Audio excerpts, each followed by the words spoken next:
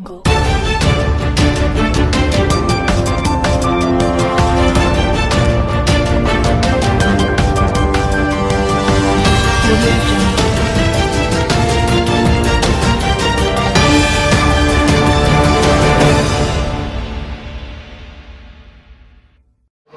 Jungle.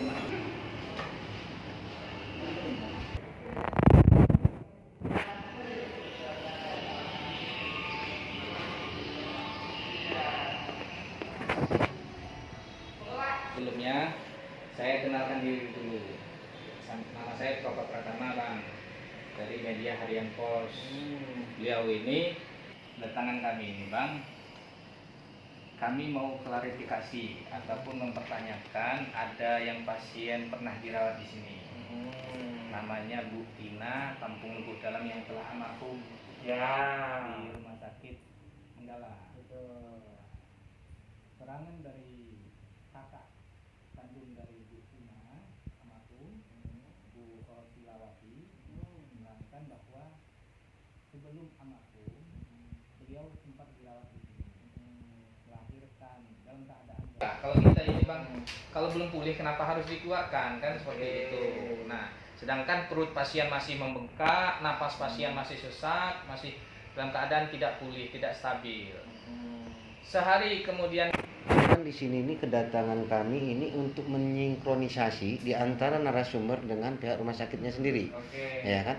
Karena ini ada 2 pasien yang katakanlah yang sudah meninggal dunia pernah laporan kepada kami.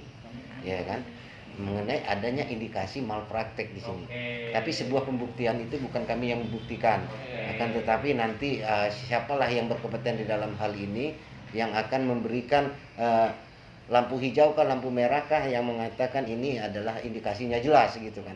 Cuman di sini ini kami ini hanya sekedar mempertanyakan sejauh mana tingkat SOP daripada rumah sakit apa ini Mutiara Bundanya sendiri. Jadi tadi poin pertama yang saya tangkap tadi, pasien belum pulih kenapa dipulangkan. Saya lupa berapa hari pastinya, yang jelas memang pasien itu cukup lama kita rawat karena memang kondisi apalagi di awal setelah operasi dia tidak stabil. Sempat 2 kali henti napas. Pasien itu 2 kali henti napas, 2 kali henti jantung.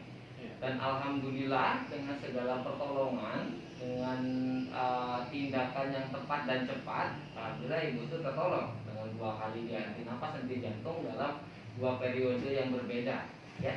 Selintas kasus ibu ini terus terang memang sangat tidak diduga dari awal, karena pasien itu datang harapannya bisa lahir normal, tidak ada komplikasi atau indikasi penyulit di awal itu. Ya.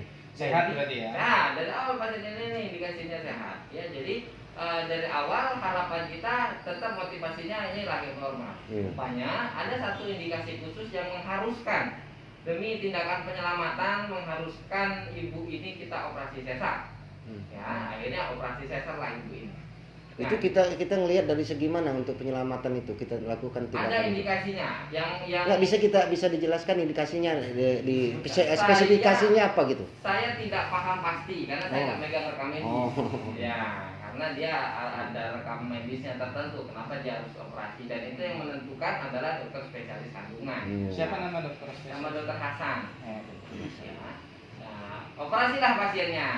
Nah, rupanya komplikasi ya yang sangat kita takutkan, sangat kita tidak duga itu terjadi, itu adalah perdarahan. Ya, perdarahan tentu dari awal langsung kita lakukan tindakan untuk penyelamatan. Ya, semuanya ada prosedurnya, ada step by step. Ya. Nah, sampai langkah terakhir itu adalah operasi kedua, yaitu operasi pengangkatan rahim. Berapa lama dari operasi berapa? Saya tidak paham pasti, Pak. Iya, sekali lagi saya sampaikan bahwa saya tidak paham pasti detailnya. Makanya tadi saya sampaikan di awal ini selintas cerita saja. Ya, untuk detail pastinya dia ada di rekam medis. Ya, untuk menit, detik segala macam saya tidak hafal pasti. Yang jelas itu sudah dilakukan tindakan operasi. Ya, operasi kedua kali itu pengangkatan rahim sebagai tindakan penyelamatan nyawa. Langsung pulih karena secara teori 2 kali pasien itu henti napas, henti jantung, hampir bisa dipastikan ada salah satu kerusakan organ. baik itu organ jantung, otak, ginjal, ya memang kita nggak bisa langsung menerka, oh ini pasien saya nih, enggak, ya, tapi efek dari henti nafas, henti jantung dalam satu waktu tertentu berefek fatal di pasien. Tetap kita upayakan semaksimal mungkin yang kita lakukan. Berkolaborasi dengan dokter spesialis penyakit dalam, berkolaborasi. Kita pantau terus pasiennya setiap hari, ya berapa harinya dirawat. Saya sekali lagi saya sampaikan bahwa saya lupa, ya saya nggak terlalu mengingat hampir semua pasien. Yang jelas pasien itu di hari terakhir perawatan itu sudah dipastikan stabil oleh dengan pasien ini dari awal, ya. Pasien itu dinyatakan stabil dan layak pulang. Pasien itu layak pulang pada hari itu ya. Pada hari itu akhirnya pulang pasiennya, ya. Saya lupa beberapa hari kemudian, memang Bu Rosi beberapa kali mengontak saya. Saya kasih tahu, Bu, bagusnya gini, saya edukasi. Saya lupa percakapannya. Yang jelas semua yang saya sampaikan tujuannya demi kebaikan si ibu. Bu Rosi ini korban yang pasien ini ya? Ya, kakak. iya karena memang dari awal kita kan komunikasi dengan keluarga nih, sama Bu Rosi sama Pak siapa satu lagi saya lupa. Bukan ya. Kakaknya Bu Rosi apa adiknya Bu Rosi saya lupa. Ya, yang jelas kita berkomunikasi itu mengenai kondisi pasien, mengenai pembiayaan. Karena terus terang pasien itu kan umum. Ya, jadi dia tidak bisa menggunakan BPJS karena terlambat penggunaan BPJS-nya. Jadi akhirnya kita mengambil kebijakan. Ya sudah Bu, nggak apa-apa. Yang penting pasien ini kita tangani dulu. Ibu nggak usah takut, ini makin lama kan makin membengkak. Kita coba yakinkan sekali lagi. Setelah operasi sesar yang pertama. Oke. Setelah operasi sesar yang pertama, dia perdarahan. Perdarahan Dari jalan lahir. Dari jalan lahir. Perdarahan dia. Kemudian setelah operasi itu Pak Reza kan perutnya itu menggelembung seperti orang hamil, nggak mau kempis-kempis itu sampai almarhum itu keluar dari rumah sakit ini. Jadi penyebab seperti itu kenapa? Pasien itu mendapat obat karena jantungnya sangat lemah. Kalau tidak kami berikan, jantungnya berhenti. Salah satu dampak pemberian obat jantung itu adalah dia gini, obat itu memfokuskan aliran darah itu ke jantung dan otak. Karena pusat kehidupan kita di situ. Ketemu dengan yang menyatakan.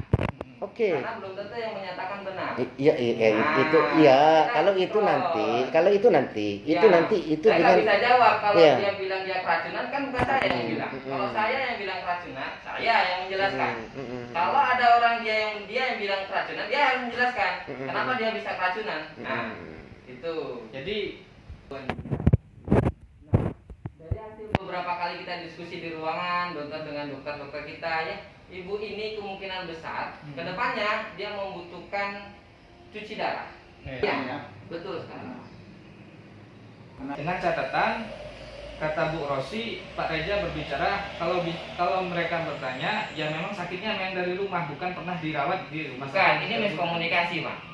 Yang saya sampaikan adalah pasien itu bukan rujukan dari Mutiara Bunda.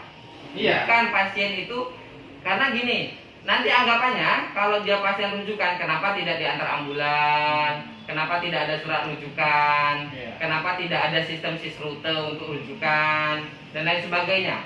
Karena posisi ibu itu di sana. Kalau posisinya di Penawat, suruh mampir. Karena posisi dia lebih dekat ke arah